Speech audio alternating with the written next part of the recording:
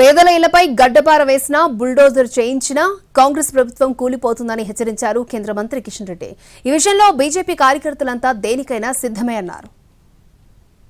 పేద ప్రజల మీద ప్రతాపం చూపిస్తే ఈ ప్రభుత్వాన్ని సంధింపజేస్తాం తప్ప అవసరమైతే భారతీయ జనతా పార్టీ కార్యకర్తలందరం దేనికైనా సిద్ధంగా ఉంటాం తప్ప పేదవాడి ఇళ్ల మీద గడ్డపార వేసిన యంత్రాలతో కూల్చే ప్రయత్నం చేసినా ఈ ప్రభుత్వం కూలిపోతుందే తప్ప పేదవాడి ఇల్లు కూలిస్తే మాత్రము ఎట్టి పరిస్థితుల్లో సహించే ప్రసక్తి లేదనే విషయాన్ని మనం చేస్తున్నాం.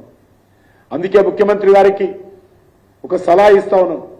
ఇప్పటికైనా హైడ్రాకు సంబంధించి విధి విధానాలు రూపొందించే సమయంలో ఖచ్చితంగా పేదవాడికి సంబంధించినటువంటి ఇళ్ల మీద గడ్డపార పెట్టేటువంటి అధికారం, బుల్డోజర్ పెట్టేటువంటి అధికారం లేదనే విషయాన్ని సందర్భంగా